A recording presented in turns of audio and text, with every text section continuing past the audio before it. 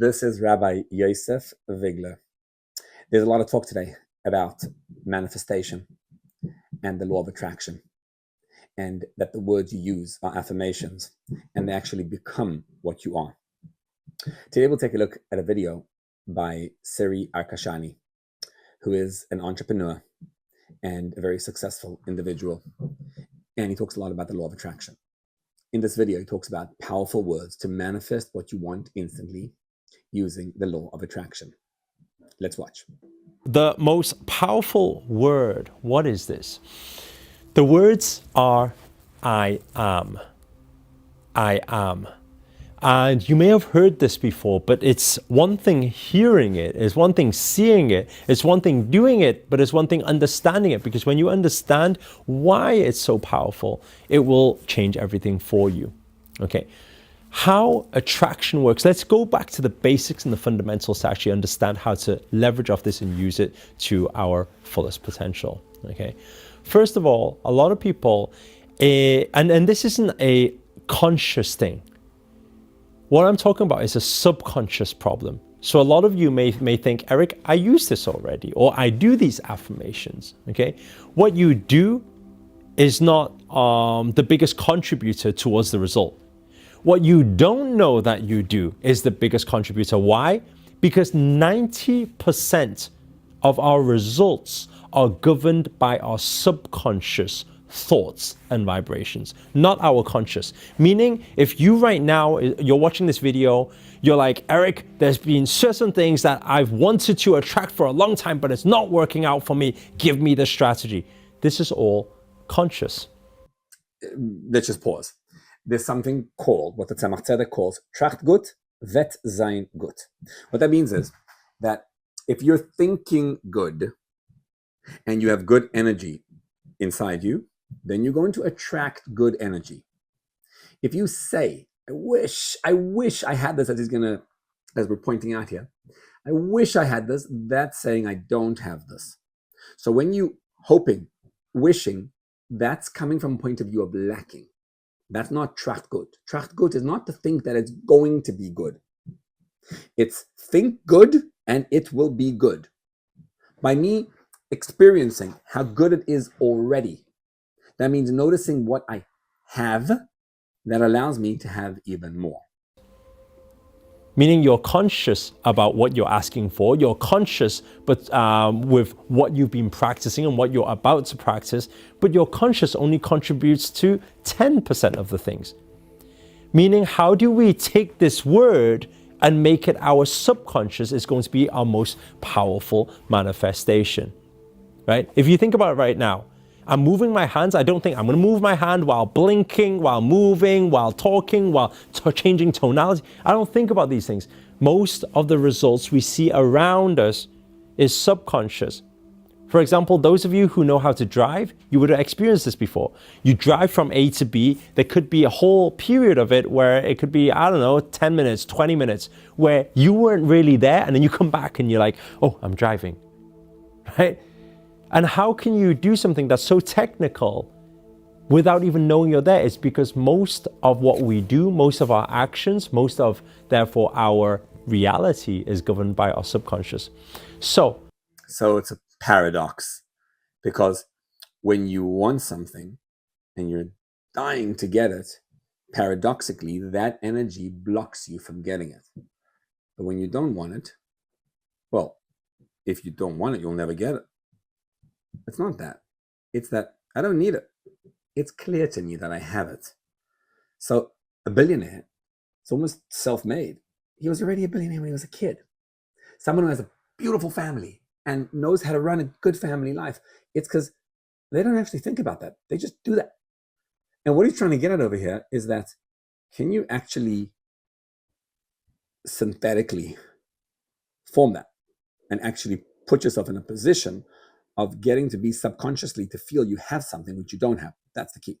When it comes to I am, how to use these words is, if you want to attract wealth, you say I am wealth, not I want to attract wealth, or I want more wealth, or I hope for more wealth. If you want to attract love, attract a relationship, or attract your ex back, I know a lot of you want to attract your ex back because I keep getting those messages on it, and you keep saying, I hope and I want, it's very hard to attract it back because that is the lack of. When you say, I hope or I want, it actually sabotages the whole law of attraction. Just to add an important point here. It's not I am love and I am wealthy.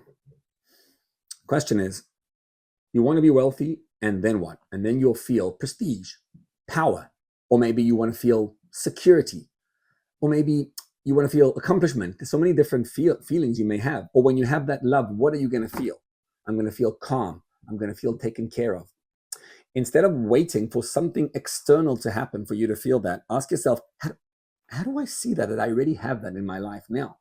When you say I am love, I am money, it's more than that. It's me noticing how I already have that now.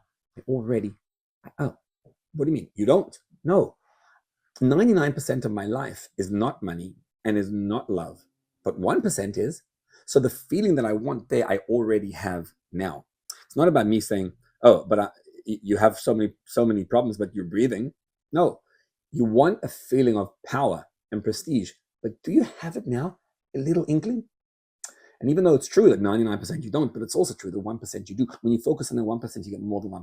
I also want to take issue with what he's saying over here. You want to attract back your ex? Let's get this straight. Manifestation does not mean you're telling God what to do. It's not about me becoming God. That if I think I'm going to have my ex back, or I think I'm going to have my mansion, then I'll have exactly that. It's not. Strip it of the external experience of the ex coming back and ask yourself, if my ex comes back, what will I feel? If I get that money, what will I feel? And then find how you already have that feeling now and here. I'm not telling God what to do. God will decide how to do it. But the feeling that I want, that I'll get. Working for you. Right? That's what blocks most people. So instead of that, you say, I am love. Why do you say I am love instead of saying what you want? Because you attract the vibration that you are. Right? Those of you who use my videos, I want you to type that in the comments box to reaffirm the learning on a subconscious level. Right? Those of you who are not used to my videos, we always type the learnings in the comments because that goes into the subconscious on a deeper level. Okay? So that's why we say I am, because some people I know look at it and think it's really awkward, Eric. Why would I say I am money, or I am wealth, or I am love? And that sentence doesn't even make sense in a lot of people's minds. But it's not about the sentence making sense. It's about the vibrations making sense.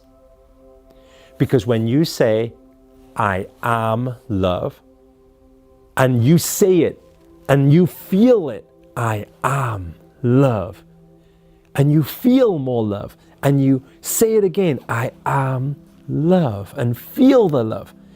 The more times you say it, the more times this vibrational frequency gets within every cell of your body, you become love. And you only attract that of what you are. Beautiful. So what Eric is saying is that when I say those words, I am love, I am wealth, I'm attracting the vibrations. Very true that the words that you say, the vibrations you become, as the Rambam puts it, achar hamaisim nimshachim alavavos, after the actions, the moving of the speech, the moving of the lips, the heart is drawn. That's true. What I'm going to question about this is, you can't manufacture this synthetically. It's either real or it's not. What you'll discover is that the billionaire is almost like he believed in that in the first place. He didn't listen to any video. He just is that. The guy who's successful with the family is just, that's what he is. It's not something you put on. So I think it's more a process of discovery. Do you want to be the president of the United States? Do you want to be wealthy? Because you can't be everything. What do you want? And there's really a discovery process of what it is that I want, but it's being true to myself. What am I? Who am I? Am I a billionaire? Because if you're going to be a billionaire, it may come at the expense of relationships with family, maybe. You can't have everything. So it's really a process of discovery of what am I. Now, King David in Psalms and Tehillim says, what am I? He says, I'm a Jew. And you know what a Jew is? Va'ani tefillah. He doesn't say, ani mitpalel. He doesn't say, I pray. He says, when I go in a discovery process of what am I don't pray, I am a prayer. As Eric says, I am. What am I? I am a prayer. What am I? I'm someone who turns to God and notices God in everything. I think the Western world forces us into a space of not having, especially nowadays with social media, we see what this person has and that person has, and we want this and we want that. And we only see the good parts. We only see the selfies they take of their wonderful vacation. We don't see all the struggles that came before and after. What you want to ask yourself is, who am I? What do I really want? And instead of me looking for outside to dictate to me who I am, it's about discovery process of who am I truly inside. And get your values straight. What am I? And ask yourself, and you'll discover that every one of us is unique. You have dreams and ambitions nobody else has. And God created you unique. And if God placed those dreams into your head and your heart, that's because that's who you are. So if you find yourself with a mission and a dream to build a skyscraper, and that's what you want, that's who you are. Great. Now take that and don't say I want, say I am. Yes. But it must be in the context of being true to yourself and realizing that if God made you want to be a doctor, an engineer, whatever you want to do, that is your God-given mission in life. And embrace that. But be very clear, it's going to be that and not something else. And so, bitachon in Hashem, trust in God, means my letting go. So, I want that $1 billion. I really want it. And now that I want it, I let go. I already have it. And I notice how the things that God placed inside me, God puts dreams and ambitions into me. And those dreams and ambitions that he placed inside me, I already have. A little inkling.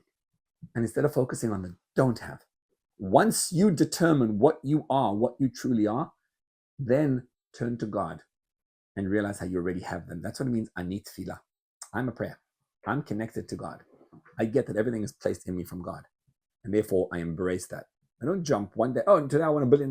Tomorrow I want to build a mansion. The next day I want to have a good family. The next day no. Ask yourself a question. Go deep into yourself. Who's the true me? And whatever that true me is, connect to God in that, and you'll discover, you'll see more and more how you have it. What's strange about it is that then when you get it, you're like, oh, I knew I would have it because I already saw it. It's like it doesn't mean anything. Having $1 billion in the bank is just a few more zeros. It actually isn't anything exciting. It's exciting if you weren't expecting it. Once you're expecting it, you are that. You just have it. Be true to yourself and notice how you already have that feeling that you want. You already have it now.